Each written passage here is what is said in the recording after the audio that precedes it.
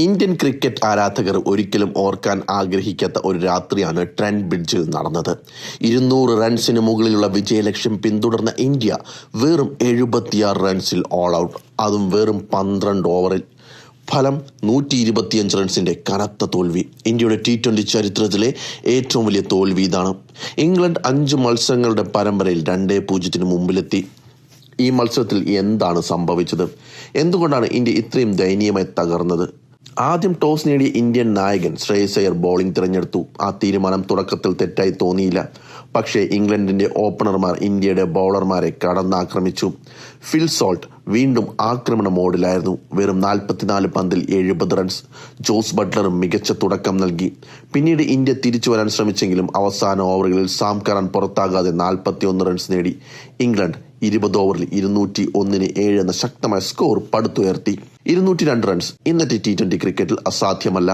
പക്ഷെ തുടക്കം മുതൽ ഇന്ത്യയുടെ ബാറ്റിംഗ് തകർന്നടിയുകയായിരുന്നു. ആദ്യ വിക്കറ്റ്, പിന്നെ 2ാം വിക്കറ്റ്, അത് പിന്നാലെ 3ാം വിക്കറ്റ്. സ്കോർ ബോർഡിനേക്കാൾ വേഗത്തിൽ വിക്കറ്റുകൾ വീഴുന്ന അവസ്ഥ. എല്ലാവരുടെയും ശ്രദ്ധ വീണ്ടും പതിഞ്ഞത് 15 വയസ്സുകാരനായ വൈഭവ് സൂര്യവംശിയിലായിരുന്നു. അരങ്ങേറ്റ മത്സരത്തിൽ 14 റൺസ് നേടി പുറത്തായ താരത്തിന് ഈ മത്സരം വലിയൊരു അവസരമായിരുന്നു. ആദ്യ ഓവറിൽ തന്നെ ജോഫ്ര ആർച്ചറിനെതിരെ മനോഹരമായ ഒരു 6 ആരാധകർ വീണ്ടും പ്രതീക്ഷിച്ചു. ഇതാണ് വൈഭവ്. പക്ഷേ അതേ ആർച്ചറിന്റെ അടുത്ത ആക്രമണത്തിൽ വൈഭവ് വെറും 13 റൺസിൽ പുറത്തായി. വീണ്ടും ചെറിയ ഇന്നിംഗ്സ്, വീണ്ടും നിരാശ. തുടർച്ചയായ 2 മത്സരങ്ങളിലും മികച്ച തുടക്കം ലഭിച്ചിട്ടും അത് വലിയ സ്കോറാക്കി മാറ്റാൻ താരത്തിന് കഴിഞ്ഞില്ല. വൈഭവിനെ മാത്രം കുറ്റപ്പെടുത്താൻ പറ്റുമോ? തീർച്ചയായും ഇല്ല. കാരണം ഇന്ത്യയുടെ മുഴുവൻ ബാറ്റിംഗ് നിരയും പരാജയപ്പെട്ടു. ടോപ്പ് ഓർഡർ, മിഡിൽ ഓർഡർ, ഫിനിഷർമാർ ആരും ഉത്തരവാദിത്തം ഏറ്റെടുത്തില്ല. ഇംഗ്ലണ്ടിന്റെ പേസ് ആക്രമണം ഇന്ത്യയെ ശ്വാസം മുട്ടിച്ചു. ജോഫ്ര ആർച്ചറിന്റെ വേഗതയും കൃത്യതയും, ജോഷ് ടങ്ങിന്റെ ബൗൺസും മൂവ്മെന്റും ഓരോ ഓവറും ഇന്ത്യക്ക് കൂടുതൽ സമ്മർദ്ദമായി. ജോഷ് ടങ് 4 വിക്കറ്റ് നേടി, ആർച്ചർ 3 വിക്കറ്റ് വീഴ്ത്തി. ഇന്ത്യയുടെ ഇന്നിംഗ്സ് വെറും 76 റൺസിൽ അവസാനിച്ചു. ഇതൊരു തോൽവി മാത്രമല്ല, ഒരു റെക്കോർഡ് തോൽവി. ഇന്ത്യയുടെ T20 ചരിത്രത്തിലെ ഏറ്റവും വലിയ തോൽവി. അതുകൊണ്ടാണ് മത്സരശേഷം നായകൻ ശ്രേയസ് അയ്യർ പോലും കടുത്ത ഭാഷ ഉപയോഗിച്ചത്. ബാറ്റിംഗ് ഭയങ്കര മോശമായിരുന്നു എന്ന് അദ്ദേഹം സമ്മതിച്ചു.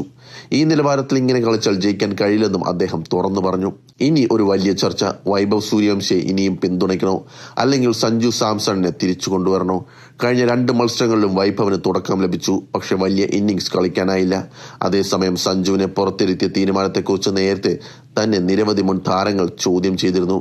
ഇനി ടീം മാനേജ്മെന്റ് എന്ത് തീരുമാനമെടുക്കും എന്നതാണ് എല്ലാവരും ഉറ്റുനോക്കുന്നത്.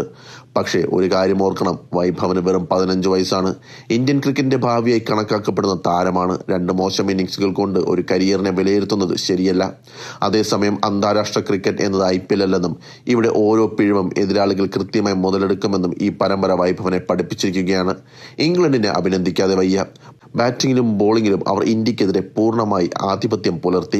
തന്ത്രം, അച്ചടക്കം, സമ്മർദ്ദം സൃഷ്ടിക്കൽ, എല്ലാ മേഖലയിലും ഇംഗ്ലണ്ട് ഇന്ത്യയെക്കാളും മുന്നിലായിരുന്നു. അതുകൊണ്ട് തന്നെയാണ് പരമ്പര ഇപ്പോൾ 2-0 എന്ന നിലയിൽ ഇംഗ്ലണ്ടിന്റെ നിയന്ത്രണത്തിലായത്.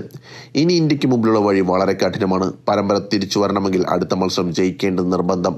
ടീമിൽ മാറ്റങ്ങൾ ഉണ്ടാകുമോ? സഞ്ജു സാംസൺ തിരിച്ചെത്തുമോ? വൈഭവിന് വീണ്ടും അവസരം ലഭിക്കുമോ? ഇവയാണ് ഇനി ക്രിക്കറ്റ് ലോകം ചർച്ച ചെയ്യാൻ പോകുന്ന പ്രധാന ചോദ്യങ്ങൾ.